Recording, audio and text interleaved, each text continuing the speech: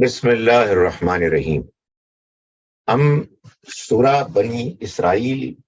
پڑھ رہے تھے اور اس سورہ مبارکہ کے ہم تقریباً آخری آیات ہیں جو یہاں تک ہم پہنچ گئے ہیں آلموسٹ، اور آیت نمبر 85 سے 85 سے ہمیں اپنے سبق کا آغاز کرنا ہے۔ اعوذ باللہ من الشیطان الرجیم، بسم اللہ الرحمن الرحیم۔ وَيَسْأَلُونَكَ عَنِ الرُّوحِ، یہ پوچھتے ہیں آپ سے روح کے بارے میں۔ قُلِ الرُّوحُ مِنْ أَمْرِ رَبِّي، آپ ان سے کہہ دیجئے کہ روح تمہارے رب کا کے حکموں میں سے ایک حکم ہے۔ وَمَا أُوتِیتُم، اور تم نہیں دیے گئے من العلم، علم میں سے، الا قلیلا، مگر تھوڑا۔ سورہ بنی اسرائیل کے بارے میں یہ بتا چکا ہوں آپ کو کہ یہ سورہ نحل کی جوڑا سورہ ہے، اور سورتوں کے تیسرے گروپ میں جو مکی سورتیں ہیں 14، ان میں سے ایک ہے، اور اس کا زمانہ وہ ہے کہ اس میں حجت تمام ہو رہی تھی اور ہجرت قریب تھی۔ کفار کو وارننگ، انذار، اور اہل ایمان کو خوشخبری سنانا، تبشیر، یہ اس کا مرکزی مضمون۔ اس میں اللہ تعالیٰ نے بہت سی باتوں کے علاوہ کفار کی جانب سے جو طرح طرح کے سوالات اور اعتراضات تھے ان کا جواب بھی دیا ہے، اور جب آپ حجت تمام کرتے ہیں، جب آپ بات آخری حد تک واضح کرتے ہیں، تو پھر یہ سب کچھ ہوتا ہے کہ آپ لوگوں کو پازیٹیولی کنونس کرنے کی کوشش کر رہے ہیں، آپ ان کو وہ دلائل فراہم کر رہے ہیں، نیچرل آرگومنٹس دے رہے ہیں کہ جن کو سن کر ایک سلیم الفطرت اچھا انسان اس کو خود ہی سمجھ لے گا۔ لیکن جب ٹیڑھا ذہن رکھنے والے لوگ سوال کرتے ہیں بات کو الجھانے کے لیے، لوگوں کو کنفیوز کرنے کے لیے، تو پھر اس کے بعد اس کی ضرورت پیش آتی ہے کہ جو اعتراضات اور سوالات ہیں ان کا جواب دے دیا جائے، ایسا کافی، شافی، یعنی مطمئن کرنے والا۔ تو وہ جو درمیان کے ہوتے ہیں نا کچھ ڈینگلنگ لوگ جو غیر واضح ہوتے ہیں، ان پر بات واضح ہو جائے، اور جو اعتراض کرنے والے ہیں ان کا تو کچھ نہیں ہو سکتا، وہ تو اور مزید اس کے یعنی انکار کی دلدل میں پھنسے رہتے ہیں۔ تو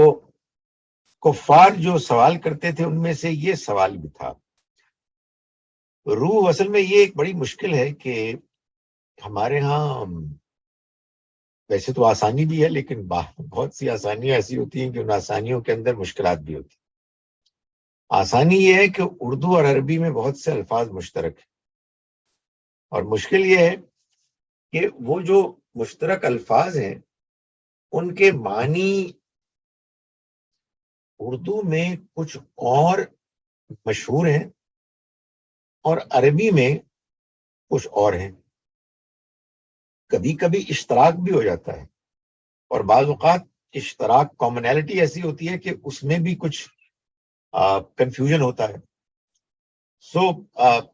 روح بھی اسی طرح کا ایک لفظ ہے۔ ہمارے ہاں یہ روح کا لفظ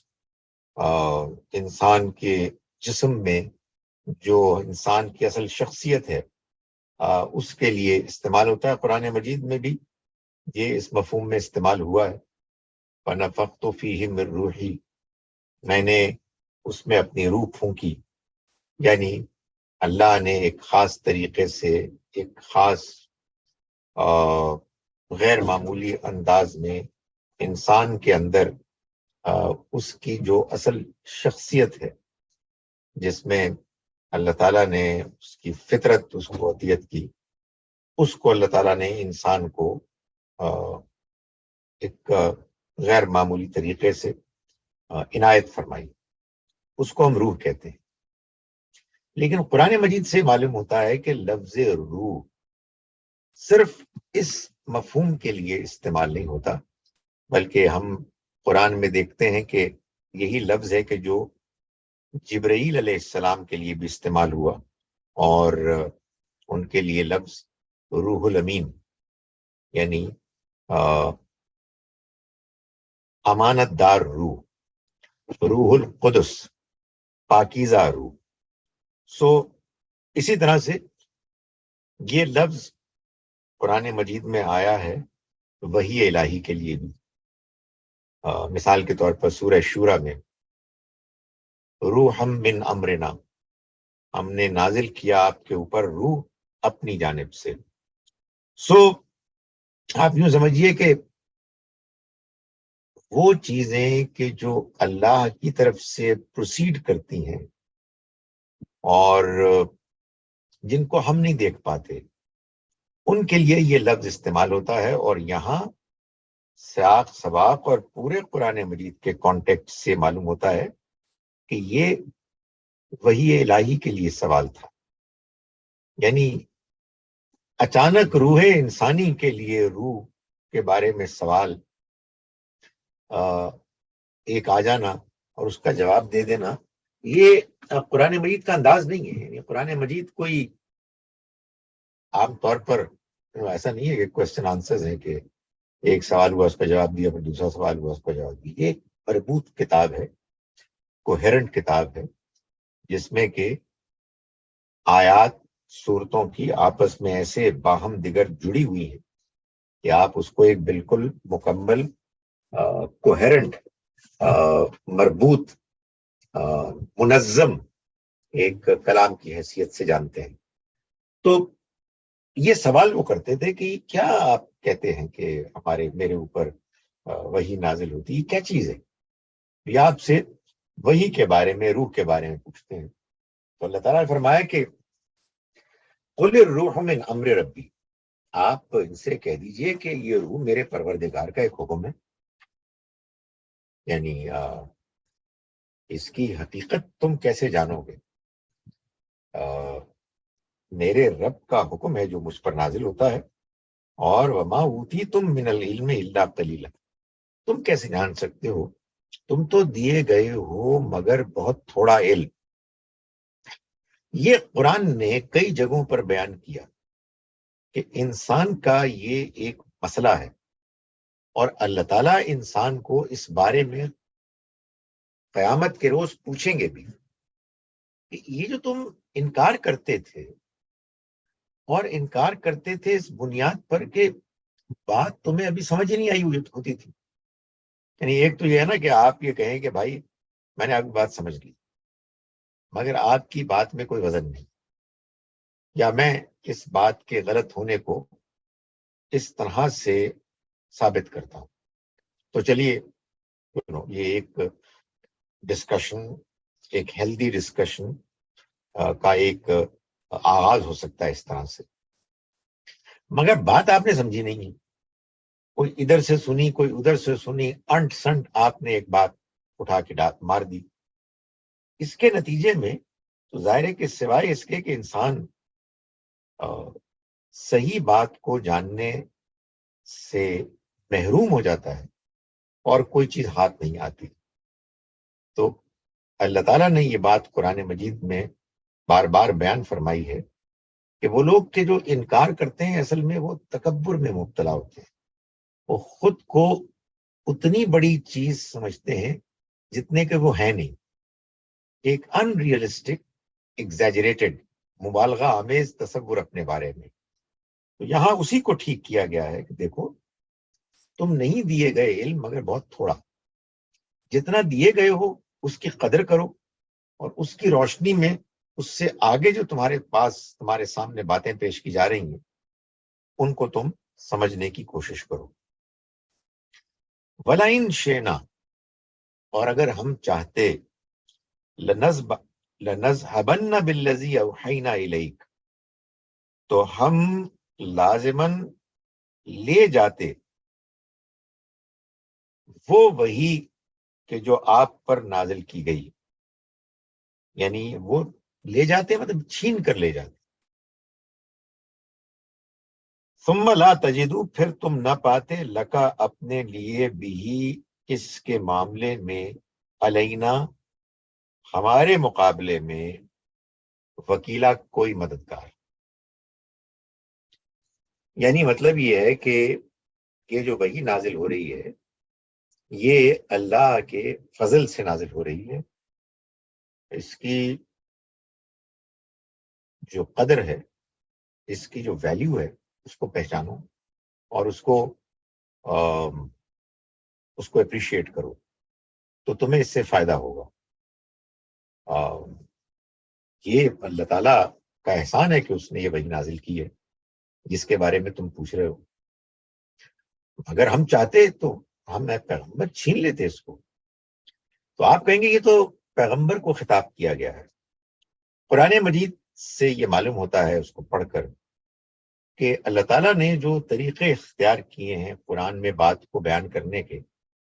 ان میں سے ایک طریقہ یہ بھی ہے کہ بات بعض اوقات کی جا رہی ہوتی ہے کسی اور سے، اور خطاب کیا جا رہا ہوتا ہے کسی اور سے۔ کیوں؟ اس کی پھر وجوہات ہوتی ہیں، یعنی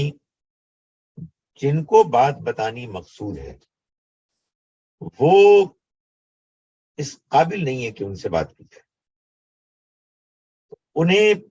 پیغمبر کو خطاب کر کے انہیں بات پہنچائی جا رہی ہے۔ یہ پیغام، یہ وحی، یہ روح جس کے بارے میں تم سوال کر رہے ہو محض اس لیے کہ تم اس کا مذاق اڑاؤ یا اس کے بارے میں شک شبہ پیدا کرو، تمہیں یہ معلوم ہونا چاہیے کہ اگر ہم چاہیں تو ہم چھین کر لے جائیں یہ وہی ہے پیغمبر جو ہم آپ کے اوپر نازل اس وقت کر رہے ہیں، اور پھر آپ نہ پائیں گے ہمارے مقابلے میں اس کے بارے میں کوئی مددگار۔ یعنی آپ کو خطاب کر کے یہ سخت بات دوسروں سے کہی جا رہی، اور یہ انداز اگر آپ غور کیجئے تو اصل میں بہت سخت ہے کہ جو بات جن سے کہی جا رہی ہے ان کو اس قابل نہیں سمجھا جا رہا کہ ہم تم کو ڈائریکٹلی ایڈریس کریں۔ تو اپنے پسندیدہ محبوب شخصیت سے خطاب کر کے سختی کے ساتھ یہ بتایا جا رہا ہے کہ یہ جان لیں ایسا نہیں ہو سکتا کہ ہم ان کی فرمائش پر چیزیں کریں، اور اگر یہ قدر نہیں کرتے اس کی تو یہ ان کی محرومی ہے۔ ان کو اندازہ نہیں ہے اس بات کا کہ یہ کتنی بڑی نعمت ہے، ہم چاہتے تو اس کو آپ سے چھین لیتے۔ آگے اس کو خود ہی واضح کیا، فرمایا کہ الا رحمتا من ربک، یہ تو نہیں آئی آپ کے پاس مگر اپنے رب کی رحمت سے، یہ اس کی عنایت ہے کہ اس نے آپ کو اس وحی سے سرفراز کیا۔ وحی الہی کو اللہ کی رحمت اس لیے قرار دیا کہ ویسے تو انسان کے پاس اس دنیا میں صحیح اور غلط میں فرق کرنے کے لیے اور بھی بہت سے ذرائع ہیں۔ انسان کی فطرت میں صحیح اور غلط میں فرق کرنے کے لیے شعور، احساس، ضمیر، جس کو آپ کانشنس کہتے ہیں، ہیومن نیچر، وہ موجود ہے۔ ایک کسی بھی سوسائٹی کا کلیکٹیو کانشنس ہوتا ہے، وہ بھی انسان کو کیا چیز معروف ہے، کیا چیز منکر ہے، ڈیزائربل ہے، انڈیزائربل ہے، بتا دیتی ہے۔ قرآن سے معلوم ہوتا ہے کہ انسان اللہ سے ایک روحانی ملاقات کر کے آیا ہوا ہے، تو اللہ تعالیٰ کو بھی وہ پہچانتا ہے۔ دلائل سے اور غور و فکر سے انسان اللہ کو جان سکتا ہے۔ آخرت اور جواب دہی کا بھی ایک انسان کو ہلکا پھلکا سا اندازہ تو ہے، مگر یہ سب چیزیں بڑی ویگ سی، یہ سب چیزیں اس حد تک انسان کے لیے روشنی فراہم نہیں کرتی کہ جس حد تک انسان چاہتا ہے، جس سے اس کا اطمینان ہو جائے۔ تو اللہ تعالیٰ نے یہ اپنی رحمت سے فیصلہ کیا کہ وہ ان تمام ذرائع علم، عقل، فطرت، معروف، منکر، انسانی تجربہ، وجدان، انٹیوشن، اس کے علاوہ اللہ نے اپنی وحی کو بھی نازل کیا، اور یہ ایک مزید رحمت ہے۔ اور یہ رحمت اس پہلو سے بھی ہے کہ اس کے بعد ایک زندگی آنے والی ہے، اس زندگی کے بعد، جس میں انسانوں کے ساتھ معاملات ہوں گے اللہ کے اپنے علم اور انصاف کے مطابق۔ تو اللہ نے اپنی رحمت سے یہ طے کیا کہ وہ پہلے سے لوگوں کو وارن کر دے، ان کو آگاہ کر دے۔ تو یہ فرمایا کہ یہ جو ہم نے نازل کیا ہے یہ تو سوائے اس کے کہ ہماری رحمت ہے، اللہ رحمتم من رب، تمہارے رب کی طرف سے رحمت ہے، اور کوئی اس کے نازل ہونے کی وجہ، موٹیویشن نہیں تھی۔ ان فضلہ کان علیک کبیرہ، اس کا فضل یہ حقیقت ہے کہ تمہارے اوپر بہت بڑا ہے، یعنی یہ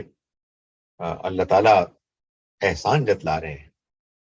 کہ یہ بہت بڑے فضل کی بات ہے کہ اللہ نے یہ عنایت فرمائی ہے، اور یہ بتا دیا کہ یہ پیغمبر نے اپنے آپ سے گڑا نہیں ہے،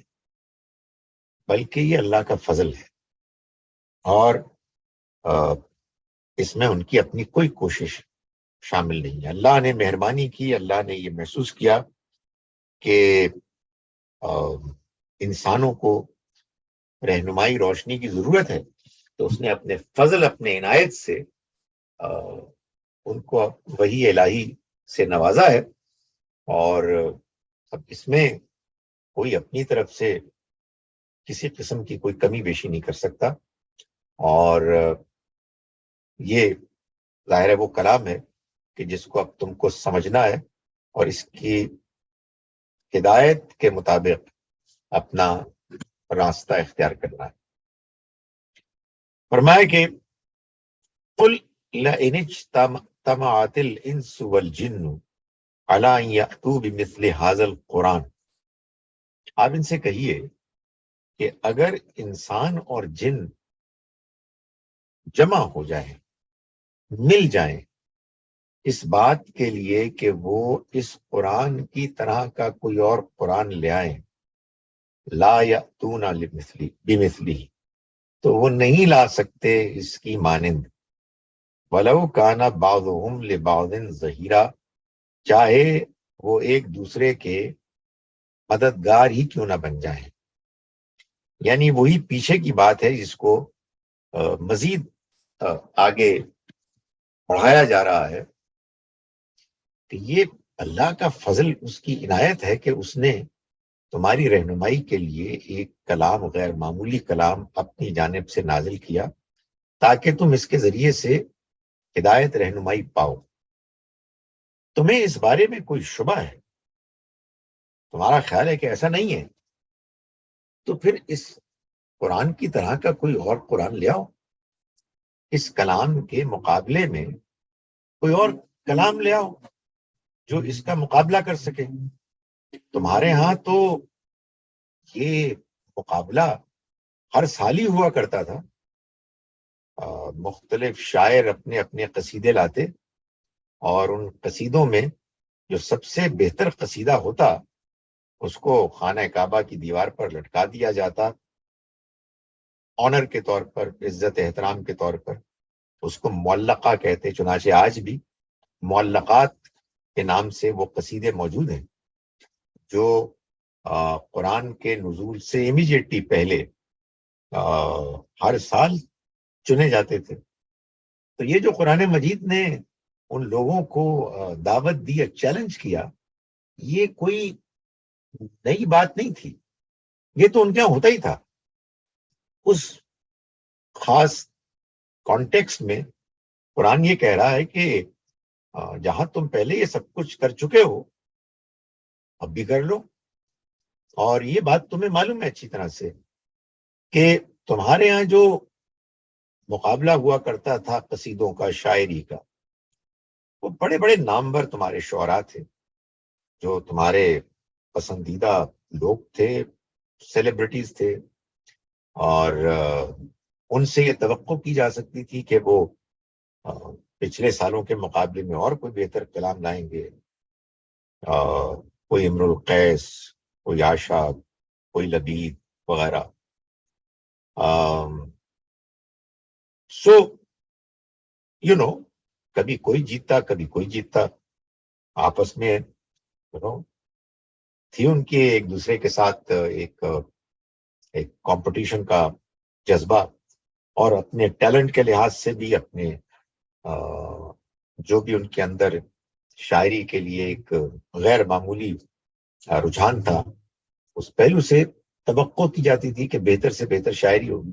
یہاں صورتحال یہ ہے کہ تمہارے اپنے آنکھوں کے سامنے پلنے بڑھنے والے یہ نوجوان، یہ اللہ کے بندے، جن کو کبھی شاعری کا، کبھی خطابت کا کوئی شوق نہیں تھا، حد یہ ہے کہ وہ لکھنا پڑھنا بھی نہیں جانتے تھے، ایک بات ان کے اندر کمال و تمام تھی، اور وہ اعلیٰ ترین اخلاق۔ اس بد اخلاقی کے معاشرے میں جہاں ہر طرح کی برائیاں ہوتی تھیں، وہاں ایک الگ سے اخلاقی بلندی کی ایک نمایاں روشنی تھے یہ، لیکن شاعری وغیرہ سے کوئی تعلق نہیں تھا۔ اور اچانک اب یہ ایک ایسا کلام لے کر آئے ہیں کہ جو کلام تمہیں دعوت دے رہا ہے کہ تم اس ایک اللہ کو مانو کہ جس نے تمہیں پیدا کیا ہے، اور جس کو ماننے کی دعوت تمہارے بزرگ ابراہیم اور اسماعیل علیہ السلام نے دی، جس مقصد کے لیے یہ گھر، اللہ کا گھر، تعمیر کیا گیا۔ اور یہ کلام تمہیں دعوت دے رہا ہے کہ تم موت کے بعد آنے والی زندگی، آخرت کی زندگی جو قیامت کے دن سے شروع ہوگی، اس کے لیے اپنی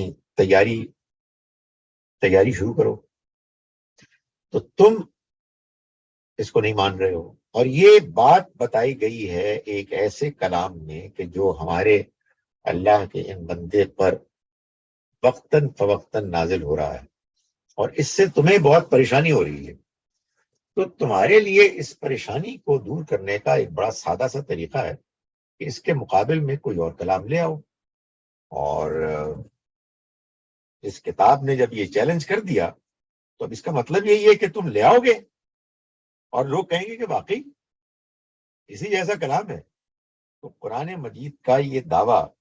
کہ یہ اللہ کا کلام ہے ختم ہو جائے۔ یہ بہت بڑی بات تھی ان لوگوں کے لیے کہ جن لوگوں کے لیے قرآن کے نزول کے بعد اب اپنی آباء و اجداد کی تہذیب، ان کا مذہب، اس سب کو بچانا نظر آ رہا تھا کہ ناممکن ہو گیا۔ تو اگر بچنے کا کوئی طریقہ تھا، کوئی موقع تھا، تو وہ قرآن نے خود فراہم کر دیا کہ بھائی تم اس طرح سے بچ سکتے ہو اپنی ساری تہذیب کے، اپنے مذہب کے، اپنے دین کے، اپنی معاشرت کے علاوہ معیشت کو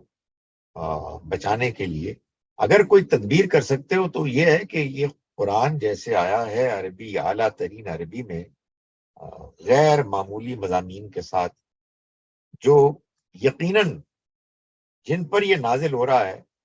یہ ان کی تصنیف نہیں ہو سکتا یہ کلام، تم اس جیسا ایک اور کلام لے آؤ اور یہ ثابت کر دو کہ ہے یہ انسانی کلام ہی، انہوں نے اپنی کوشش کر کے کچھ اپنی طرف سے بنانے کی کوشش کی، اور فرمایا کہ یہ نہیں ہو سکے گا، لا یاتون بمثلہ، وہ نہیں لا سکتے اس طرح کا کوئی کلام، ولو کان بعضهم لبعض ظہیرا، اگرچہ کہ ان میں سے بعض دوسروں کے مددگار ہی کیوں نہ بن جائیں۔ فرمایا کہ وَلَقَدْ صَرَّفْنَا لِلنَّاسِ فِي هَذَا الْقُرْآنِ مِنْ كُلِّ مَثَلٍ، اور ہم نے لوگوں کے لیے فی هذا القرآن، اس قرآن میں، صرفنا، بدل کر، ہر قسم کے، فی کل مثل، ہر قسم کی مثالیں، حکمت کی باتیں بیان کی ہیں، فابا اکثر الناس الا کفورا، پھر اکثر لوگ انکار ہی کرتے رہے۔ یعنی مطلب یہ ہے کہ وہ بات جو ابھی قرآن سے متعلق کہی گئی کہ اس کی جیسا کوئی اور کلام لے آؤ، نہیں لا سکتے، تو یہ دیکھو، تم دیکھتے ہو کہ اس قرآن میں اللہ نے جو حکمت کی باتیں بیان کی ہیں، بدل کے مختلف انداز میں بیان کی ہیں، تاکہ ایک پہلو سے، ایک بیان کے انداز سے بات سمجھ میں نہ آئے تو کسی دوسرے سے آ جائے۔ یہ ہوتا ہے، لوگوں کے اپنے اپنے ٹیسٹ ہوتے ہیں، کسی کو کوئی انداز پسند آتا ہے، کسی کو کوئی انداز مؤثر لگتا ہے، تو یہ ہر ایک کو اللہ تعالیٰ نے ایک دیا ہوا ہے متاثر ہونے کا ایک رجحان، لیکن یہ اسی صورت میں ممکن ہے کہ جب انسان تیار ہو ماننے کے لیے۔ تو فرمایا کہ ابا اکثر الناس الا کفورا، پھر اکثر لوگ انکار کیے بغیر نہیں رہے، یعنی وہ اڑ گئے انکار پہ۔ یہ انسان کے ساتھ ایک بڑا مسئلہ ہے کہ اگر وہ کوئی بات ماننا نہیں چاہتا تو پھر نہ ماننے کے 100 بہانے ہیں کہ جو وہ ایجاد کر لیتا۔ جیسے ابھی آپ یہ دیکھیے کہ انہوں نے کیا کہا، وقالو، اور انہوں نے کہا، لن نؤمن لک، ہم ہرگز نہیں ایمان لائیں گے آپ پر، یعنی پیغمبر صلی اللہ علیہ وسلم پر، حتی تفجر لنا من الارض ینبوعا، یہاں تک کہ آپ ہمارے لیے زمین سے کوئی چشمہ نہ جاری کر دیں۔ یعنی مطلب یہ ہے کہ آپ کہتے ہیں آپ اللہ کے پیغمبر ہیں، آپ کہتے ہیں آپ پر فرشتہ اللہ کی وحی لے کر آتا ہے، تو یہ ایسے باتوں سے تو نہیں ہم مان سکتے نا بھائی،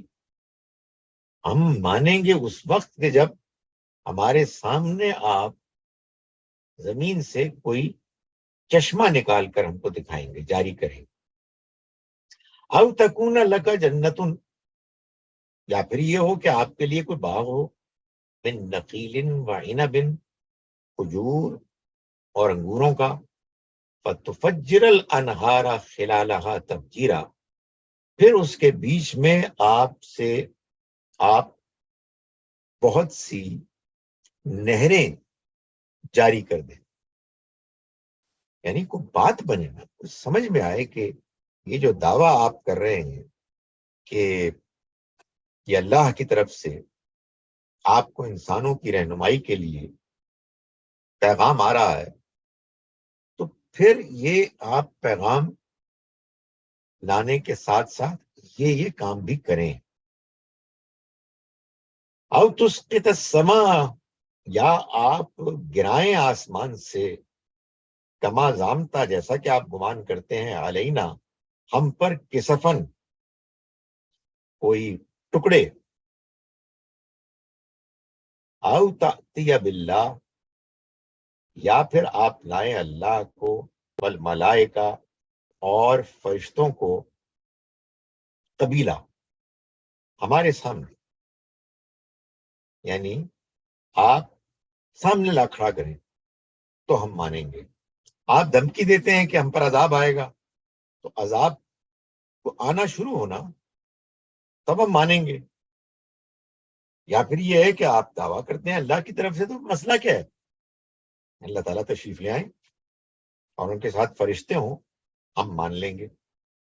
آؤ یکون لک بیتن، یا ہو آپ کا کوئی گھر، من زخرفن، اور وہ گھر ہو سونے کا، او ترقا فی السما، یا پھر آسمان پہ آپ چڑھ جائیں ہمارے سامنے، ایسا کریں. لیکن ولن نؤمن، ہم ہرگز نہیں مانیں گے، لرقیہ کا، تمہارے چڑھنے کو بھی، حتی تنزل علینا کتابن، یہاں تک کہ تم کوئی کتاب نہ اتارو، یعنی وہاں سے لے کر نہ آؤ، نقرؤ، جس کو ہم پڑھیں. یعنی مطلب یہ ہے کہ یہ جو پیچھے ساری باتیں کی گئی، دلائل فراہم کیے گئے، قرآن کی شان بیان کی، قرآن کا اچھوتا انداز بیان کیا، چیلنج کیا، اس کے بعد جو ان میں سمجھدار کہیں یا ذہین کہیں لوگ تھے، ان کے لیڈرز، وہ سمجھ گئے تھے کہ بات بالکل ٹھیک ہے بھائی، یہ سوائے اس کے کہ یہ مانا جائے کہ یہ اللہ کا کلام ہے، اور کوئی جواب نہیں ہے ہمارے پاس. مگر لیڈرز ہوتے ہیں، یا اگر وہ انسان ہیں، ان کے اندر اخلاق ہے، ان کے اندر سچائی ہے، تو مان لیں گے سچائی کو. لیکن بہت سے لیڈرز ایسے ہوتے ہیں کہ جو ان کو اپنی لیڈری کے علاوہ کچھ بھی نہیں چاہیے ہوتا، اور ان کو یہ معلوم ہوتا ہے کہ ان کے پاس بے وقوفوں کی ایک بڑی تعداد ہے کہ جو ان کی ہر بات آنکھیں بند کر کے مان لیں. تو پھر وہ ان کو بے وقوف الو بنانے کے لیے ایسی باتیں کرتے ہیں کہ جو پھر وہ کہتے ہیں کہ نہیں، یہ بات تو صحیح ہے. کہ بھائی بات یہ ہے کہ اگر یہ پیغمبر ہیں اللہ کے، تو پھر یہ کیا بات ہوئی کہ یہ بس کلام سنا رہے ہیں اور بات سمجھ میں آ جائے؟ اس طرح تھوڑی ہم مانیں گے. کوئی غیر معمولی کوئی واقعہ ہو، صحرا میں رہتے ہیں، پانی کو ترستے ہیں، وہ نہریں جاری ہوں، تجارت کرتے ہیں، کہیں سے کھجوریں لاتے ہیں، کہیں سے انگور لاتے ہیں، یہاں اگنے شروع ہوں. گھر آپ کا دیکھیں کیا ہے، کچا سا مکان ہے، کچھ سونے کا مکان ہو آپ کا. آپ کہتے ہیں آسمان سے فرشتہ آتا ہے، تو نظر تو آئے بھائی، اللہ کی طرف سے آتا ہے تو اللہ تعالیٰ خود کیوں نہیں تشریف لے آتے؟ تو یہ زوردار طریقے سے یہ اعتراضات اور سوالات کرتے تھے ان کے وہ لیڈرز، کہ جنہوں نے یہ محسوس کر لیا تھا کہ یہ پیغام برحق اب جب آ گیا ہے تو اس کے بعد ان کی خیر نہیں، اور وہ ماننے کے لیے تیار نہیں تھے. بے ایمان لوگ تھے، انہوں نے یہ طے کیا ہوا تھا کہ انہوں نے حق کے آگے جھکنا نہیں ہے. تو جب وہ لیڈرز ضد میں آ گئے اور ان کو یہ محسوس ہوا کہ ان کی پاپولیرٹی متاثر ہو سکتی ہے، تو پھر انہوں نے اس طرح کے بے تکے مطالبات کرنے شروع کر دی. فرمایا قل سبحان ربی، ان سے کہو کہ پاک ہے میرا رب ہر عیب سے. یعنی مطلب یہ ہے کہ یہ جو کچھ تم مطالبات کر رہے ہو، تو ان مطالبات سے تو معلوم ہوتا ہے کہ تم اصل میں یہ کہہ رہے ہو کہ میرا رب اپنے کچھ خدائی اختیارات مجھے بھی دے دے. تو فرمایا کہ سبحان ربی، میرا رب ہر عیب سے پاک ہے، اسے ہرگز یہ حاجت نہیں ہے کہ وہ کسی اور کو اپنی خدائی میں شریک ٹھہرائے. حل کنت الا بشر رسولہ، اور کیا میں ایک انسان ہونے کے علاوہ کچھ اور بھی ہوں؟ یعنی اللہ نے مجھے ایک انسان کے سوا کچھ اور بنایا ہے جسے رسول بنا کر بھیجا ہے؟ بشر الرسولہ، یعنی میں ایک انسان ہوں جو رسول بنا کر بھیجا گیا، اس کے سوا میں کچھ بھی نہیں، میں نے کوئی دعویٰ نہیں کیا ہے، میں نے اس کے علاوہ کوئی بات اپنے بارے میں کلیم نہیں کی ہے، تو تم مجھ سے یہ کس بنیاد پر تقاضے کر رہے ہو؟ یہ پیغمبر نے جواب دیا، فرمایا کہ وما منع الناس، اور نہیں روکا لوگوں کو ان یؤمنوا، اس بات سے کہ وہ ایمان لائیں، اذ جاءہم الہدی، جبکہ ان کے پاس ہدایت آئی، نہیں روکا کسی چیز نے، الا ان قالوا، سوائے اس کے کہ انہوں نے کہا اب بعث اللہ بشر الرسولہ، کیا اللہ نے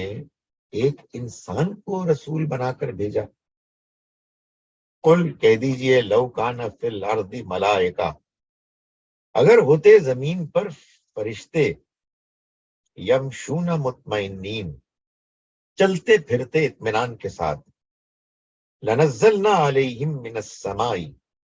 تو ہم اتارتے ان پر آسمان سے ملک الرسول،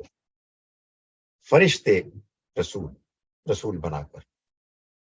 یعنی کہنے کا مقصد یہ ہے کہ دنیا میں تو بستے ہیں انسان، اور انسانوں کو ہدایت کے لیے اللہ تعالیٰ بھیجے رسول، تو اول تو یہ ہے کہ وہ جب آئیں گے تو قرآن نے کہا کہ وہ آئیں گے تو انسانی شکل میں آئیں گے، تو اس کا فائدہ کیا ہوگا؟ لیکن اگر وہ انسانی شکل میں نہیں آتے تو فرشتے بن کر آئیں گے،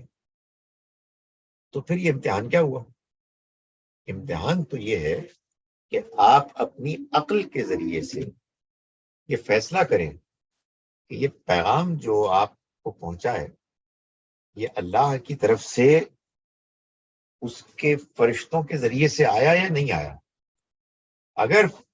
فرشتے اس کو لے کے آئے اور آپ نے فرشتوں کو دیکھ لیا تو پھر امتحان کس چیز کا ہوگا؟ پھر آپ کا کیا آئی ٹیسٹ ہوگا یا نگاہوں کا امتحان ہوگا؟ امتحان تو عقل کا ہے، اور عقل کا امتحان یہ نہ سمجھیں کہ ذہانت کا امتحان ہے، نہیں، عقل کی دیانتداری کا امتحان۔ بڑے بڑے ذہین لوگ ہوتے ہیں کہ جو تکبر میں مبتلا ہو جاتے ہیں، لالچ میں آ جاتے ہیں، خواہشات کے پیچھے چلے جاتے ہیں، غفلت کا شکار ہو جاتے ہیں، لیڈری ان پہ چھا جاتی ہے، لوگوں کی فالوئنگ ان کو خراب کر دیتی ہے۔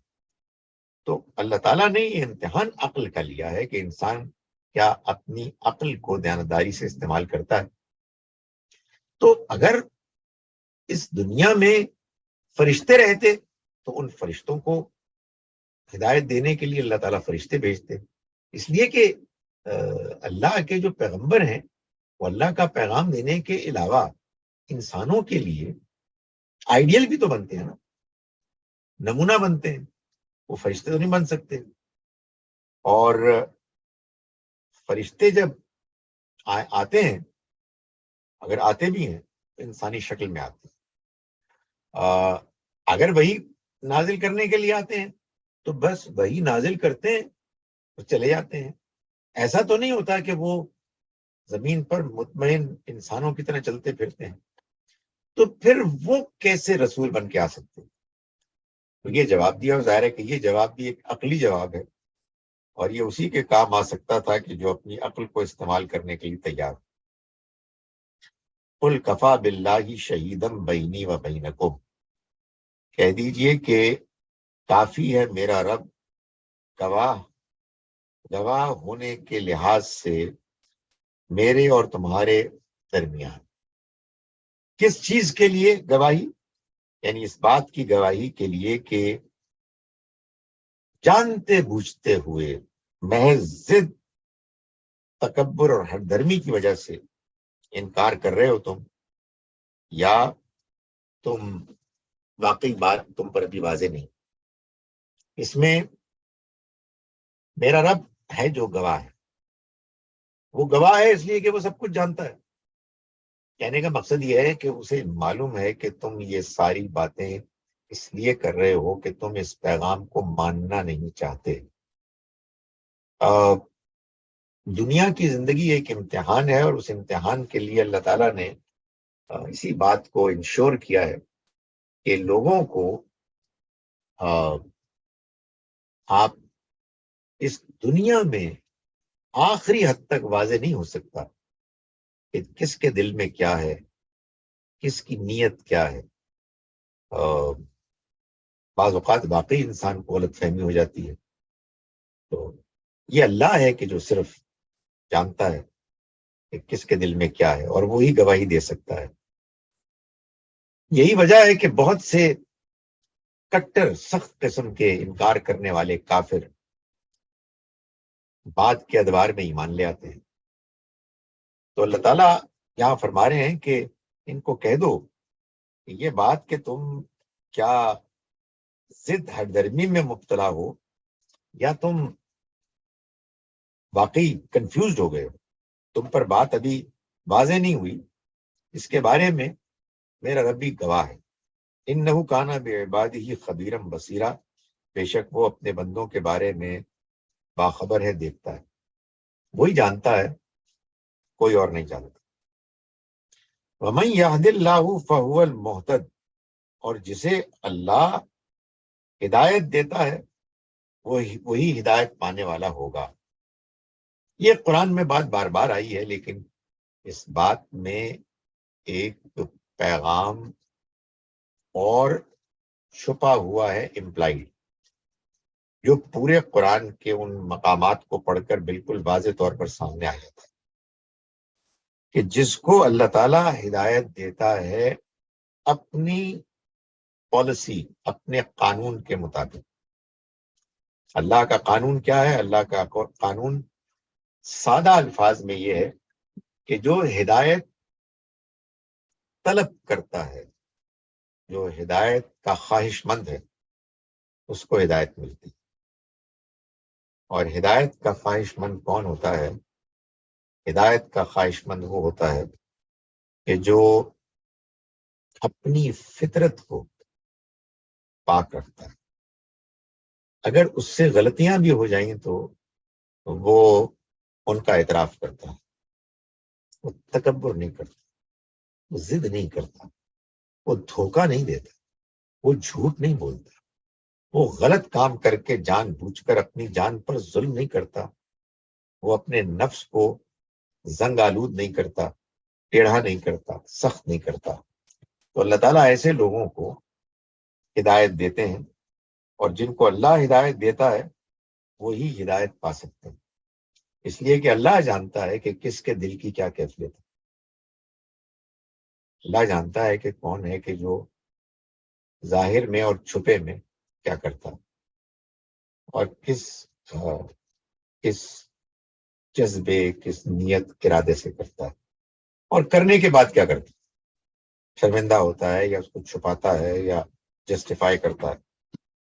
تو فرمایا کہ ومن یضلل، اور جس کو وہ گمراہ کر دے، فلن تجدا، تو تم ہرگز نہیں پاؤ گے، لہم، ان کے لیے، اولیاء،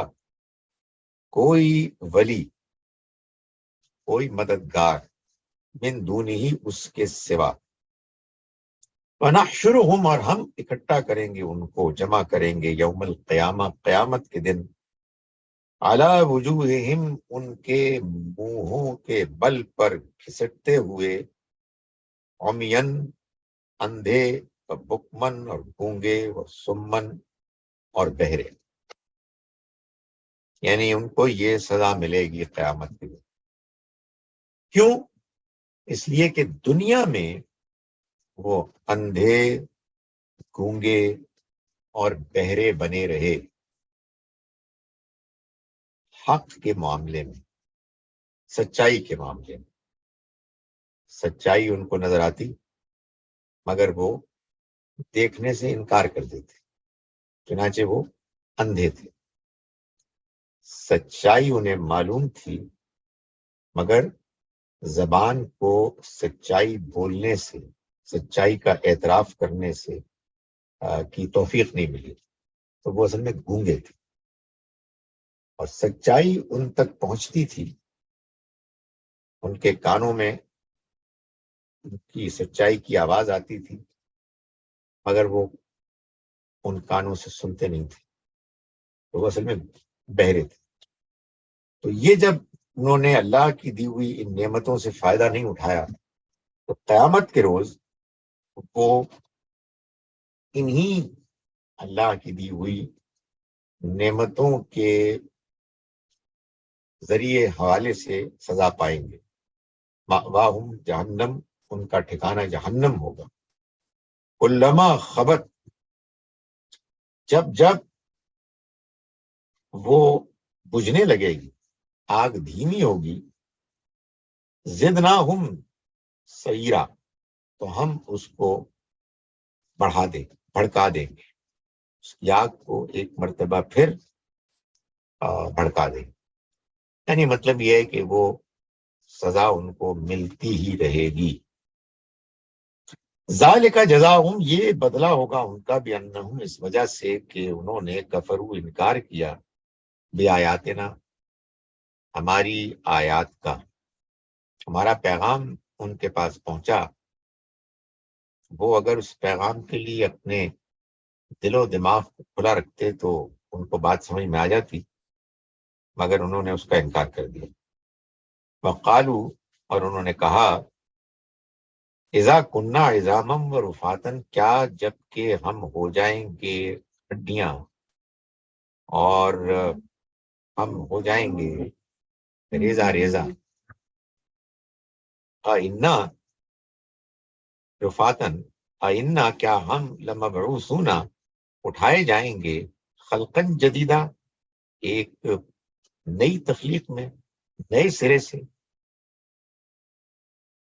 اولم یرو، اور کیا انہوں نے نہیں دیکھا، ان اللہ، کہ اللہ تو وہ ہے، الذی، وہ ہے کہ جو خلق السماوات والارض، جس نے آسمانوں اور زمین کو پیدا کیا، وہ اللہ قادر ہے اس بات پر، علی ان یخلق مثلہم، کہ وہ پیدا کرے انہی کی طرح کے انسان، یعنی ان کو ایک نئی زندگی دے۔ وجعل لہم اجلا، اور اس نے مقرر کی ان کے لیے ایک اجل، مقرر کی اس نے ان کے لیے ایک مدت، لا ریب فی، جس میں کوئی شبہ نہیں، یعنی وہ مدت آ کے رہے گی، موت کو آنا ہی آنا ہے، قیامت برپا ہو کے رہے گی، تو یہ اس نے ان کے لیے مدت طے کی ہے۔ فَأَبَى الظَّالِمُونَ، تو ظالم تو بس کچھ بھی نہیں، الا کفورا، یعنی ان کا جو رویہ ہے اس کے سوا کچھ نہیں ہے کہ وہ انکار کرتے ہیں، یہ انہوں نے اپنا رویہ اختیار کیا ہوا ہے اور اس سے وہ ہٹنے کے لیے تیار نہیں۔ فَأَبَى الظَّالِمُونَ، تو نہیں ہیں یہ ظالم کوئی اور رویہ اختیار کرنے والے، الا کفورا، سوائے انکار کے۔ ظالم، یہ قرآن نے بار بار کہا ہے، وہ شخص ہے کہ جو اپنی جان پر ظلم کرتا ہے، اپنے اوپر ظلم کرتا ہے، اور اپنے اوپر ظلم کرنے کا مطلب قرآن نے واضح کیا ہوا ہے، اس کا مطلب یہ ہے کہ آپ کو معلوم ہے کہ صحیح بات کیا ہے مگر آپ اس کو ماننے کے لیے تیار نہیں ہیں۔ یہ اپنے اوپر ظلم کیسے ہوا؟ یہ اپنے اوپر ظلم ایسے ہوا کہ آپ نے اللہ کی دی ہوئی فطرت کو بگاڑ دیا۔ آپ اگر فرض کیجئے کہ اللہ کے دیے ہوئے چہرے کو بگاڑنا شروع کر دیں تو ہوگا نا ظلم۔ آپ کہیں گے یہ کیا ہے، یہ انسان کے خود اپنے آپ کو خراب کر رہا ہے، اچھا بھلا اللہ نے چہرہ دیا ہے، جسم دیا، اس کو بگاڑ رہا ہے وہ۔ تو آدمی اپنے اوپر ظلم کرے گا۔ بالکل اسی طرح سے اللہ نے اس سے بھی زیادہ اچھی، خوشنما، اٹریکٹیو انسان کو فطرت دی۔ انسان اگر جان بوجھ کر اس کو بگاڑے تو اصل میں انسان ظلم کرتا ہے، اپنے اوپر ظلم کرتا ہے۔ اور اس ظلم کا ایک دوسرا پہلو یہ ہے کہ اس کا نتیجہ جب نکلے گا تو سزا کی صورت میں انسان کو بتا دیا جائے گا کہ یہ سزا تمہیں نہیں مل رہی مگر اس لیے کہ تم نے خود اپنے لیے یہ سزا پسند کی، اس کا بندوبست کیا۔ میں ایک مرتبہ پھر ان آیات کو پڑھ کر ان کا ترجمہ کر رہا ہوں جو ہم نے آج پڑھی۔ آج ہم نے سورہ بنی اسرائیل کی آیت نمبر 85 سے سبق شروع کیا۔ اعوذ باللہ من الشیطان الرجیم، بسم اللہ الرحمن الرحیم۔ وَيَسْأَلُونَكَ عَنِ الرُّوحِ، یہ سوال کرتے ہیں آپ سے اس روح کے بارے میں، اس وحی کے بارے میں جو آپ پر اترتی ہے۔ قُلِ الرُّوحُ مِنْ أَمْرِ رَبِّي، سے کہہ دو کہ یہ روح، یہ وحی میرے رب کے حکم میں سے ہے۔ وَمَا أُوتِيتُم مِّنَ الْعِلْمِ، اور تم نہیں دیے گئے علم الا قلیلا، مگر تھوڑا۔ وَلَئِن شِئْنَا، اور اگر ہم چاہیں، لَنَذْهَبَنَّ بِالَّذِي، تو ہم چھین لیں وہ، اوحینا الیک، جس کی وحی کی ہم نے آپ کی طرف، ثم لا تجدو، پھر آپ نہیں پائیں گے، لکا اپنے لیے، بھی اس کے بارے میں، علینا ہمارے مقابلے میں، وکیلا کوئی مددگار، الا رحمتن، کچھ نہیں ہے سوائے رحمت کے، میں رب، تمہارے رب کی طرف سے، ان فضلہ، اور اس کا فضل، کان علیکا، ہے آپ پر، کبیرہ، بہت بڑا۔ قل لئن اجتمعت الانس والجن، ان سے کہہ دو کہ اگر جمع ہو جائیں انسان اور جن، علی ان یاتو، اس بات پر کہ وہ لے آئیں، بمثل ھذا القرآن، اس قرآن کے جیسا کوئی اور کلام،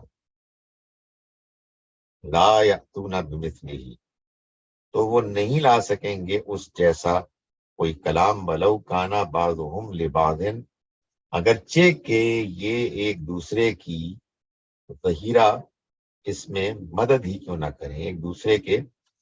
مددگار ہی کیوں نہ بن جائیں۔ وَلَقَدْ صَرَّفْنَا لِلنَّاسِ فِي هَذَا الْقُرْآنِ، اور ہم نے بدل بدل کر لوگوں کے لیے اس قرآن میں بیان کی، من کل مثل، ہر طرح کی مثالیں، حکمت کی باتیں، فَأَبَى أَكْثَرُ النَّاسِ، تو اکثر لوگوں نے نہ کیا رویہ اختیار کوئی، اللہ کفورا، سوائے انکار کے۔ وقالو، اور انہوں نے کہا، لن نؤمن، ہم ہرگز نہیں مانیں گے، لکا آپ کو اے پیغمبر، حتی تفجر لنا من الارض ینبوعا، جب تک کہ آپ ہمارے لیے اس سرزمین میں چشمے نہ جاری کر دیں، او تکون لکا جنتن، یا پھر یہ ہو کہ آپ کے لیے ہو، آپ کا ہو کوئی باغ، من نخیل وعنب، کھجور اور انگوروں کا، فتفجر الانہار، پھر آپ جاری کریں نہریں، خلالہا، اس کے درمیان، تفجیرہ، خوب خوب، بہت سی نہریں، او تسقط السما، یا پھر آپ گرائیں آسمان سے، کما زعمتا، جیسا کہ آپ کا خیال ہے، علینا ہمارے اوپر، کسفن، ٹکڑے، او تأتیہ باللہ، یا پھر آپ لے آئیں اللہ کو، والملائکتی، اور فرشتوں کو، قبیلہ، سامنے، او یکون لک بیتن، یا پھر ہو آپ کا کوئی گھر، من زخرف، سونے کا، او ترقی فی السماء، یا پھر آپ چڑھ جائیں آسمان پر ہمارے سامنے، ولن نؤمن، لیکن آپ چڑھ بھی جائیں گے تو ہم ایمان نہیں لائیں گے، لیرقیہ کا، آپ کے چڑھنے پر، حتی تنزل علینا، جب تک کہ آپ نہ اتریں ہم پر، لے کر آئیں ہمارے پاس کتاباً، ایک کتاب، نقرؤ، جس کو ہم پڑھ سکیں۔ قل، آپ جواب دیجیے پیغمبر، سبحان ربی، پاک ہے میرا رب ہر عیب سے، اس عیب سے، اس کمزوری سے کہ وہ مجھے اپنی خدائی میں شریک ٹھہرائے۔ حل کنتو، کیا میں ہوں کچھ اور بھی، اللہ سوائے بشرن، ایک انسان کے، رسولہ، جو رسول۔ وما مانا الناس، اور نہیں روکا لوگوں کو، ان یؤمنوا، اس بات سے کہ وہ ایمان لائیں، اذ جاءہم الہدی، کہ جب آ گئی ان کے پاس ہدایت، اللہ، مگر ان قالو، اس بات میں کہ انہوں نے کہا، ابعث اللہ، کیا اللہ نے مبعوث کیا، بھیجا، بشر رسولہ، ایک انسان رسول۔ قل، کہہ دیجئے، لو کان فی الارض ملائکہ، اگر ہوتے زمین میں فرشتے، یمشون مطمئنین، چلتے مطمئن،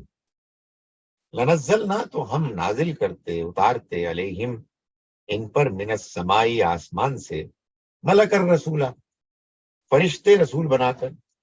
قل کفا باللہ شہیدم بینی و بینکم، آپ کہہ دیجئے کہ کافی ہے اللہ گواہی کے طور پر میرے اور تمہارے درمیان، انہو کانا بعبادہ، بے شک وہ اپنے بندوں کے بارے میں، خبیرم، بصیرا، باخبر ہے، دیکھنے والا۔ ومن یہد اللہ فہو المہتد، اور جس کو اللہ ہدایت دے تو وہی ہدایت پانے والا بنے گا۔ ومن یضلل، اور جس کو وہ گمراہ کر دے، فلن تجد لہم، تو تم ہرگز نہیں پاؤ گے ان کے لیے، اولیاء، ساتھی، من دونہ، اس کے سوا۔ ونحشرہم، اور ہم جمع کریں گے ان کو، یوم القیامتی، قیامت کے دن، علی وجوہہم، اپنے منہوں کے بل، عمیم و بکمن و صما، اندھے، گونگے اور بہرے بن کر ہم انہیں گھسیٹیں گے۔ مأواہم جہنم، ان کا ٹھکانہ جہنم ہوگا۔ کلما خبت، جب جب وہ ہلکی ہوگی آگ، زدناہم، ہم اضافہ کریں گے، سعیرا، اس آگ میں، اس کو بھڑکائیں گے۔ ذالک جزاؤہم، یہ ان کی سزا ہوگی، بانہم، اس وجہ سے کہ وہ کفرو، انہوں نے انکار کیا، بآیاتنا، ہماری آیات کا، وقالو، اور انہوں نے کہا، اذا کننا، کیا جب ہم ہو جائیں گے، عظامن، ہڈیاں، ورفاتن، اور ریزہ ریزہ، انا، کیا، تو کیا ہم لمبعوثون، اٹھائے جائیں گے، خلقن جدیدہ، ایک نئی تخلیق میں، نئے سرے سے۔ اولم یرو، کیا انہوں نے نہیں دیکھا، ان اللہ الذی، کہ اللہ وہ ذات ہے کہ جس نے، خلق السماوات والارض، پیدا کیا آسمانوں کو اور زمین کو، قادرن، کیا انہوں نے نہیں دیکھا کہ وہ قادر ہے، علی ان یخلق مثلہم، کہ وہ پیدا کرے انہی کی طرح، وجعل لہم، اور اس نے مقرر کیا ان کے لیے، اجرن، ایک وقت، لا ریب فی، جس کے آنے میں کوئی شک نہیں، یعنی وہ وقت آ کر رہے گا۔ فابى الظالمون، تو ظالم انکار ہی کرتے رہے، فابى الظالمون، تو نہیں ہے ظالم مگر، الا کفورا، انکار ہی میں پڑے رہے۔ یہ شاید جو آخری آیت ہے اس کا یہ حصہ میں نے پچھلی مرتبہ تشریح میں بیان نہیں کیا، کہ اولم یرو ان اللہ، کیا انہوں نے نہیں دیکھا کہ اللہ، الذی، وہ ہے کہ خلق السماوات والارض، وہ کہ جس نے آسمانوں اور زمین کو پیدا کیا، وہ قادر ہے، علی ان یخلق مثلہم، اس پر کہ وہ پیدا کرے انہی کی طرح، یعنی ان کو دوبارہ، وجعل لہم، اور اس نے مقرر کیا ہے تو ان کے لیے، اجلن، ایک وقت، مدت، لا ریب فی، جس کے آنے میں کوئی شبہ نہیں، فابى الظالمون الا کفورا، اس پر بھی ظالم انکار کیے بغیر نہیں رہے۔ اقول قولی ھذا واستغفر اللہ لی ولکم۔ اگر کوئی سوال ہے تو آپ ان میوٹ کر کے کر لیجئے۔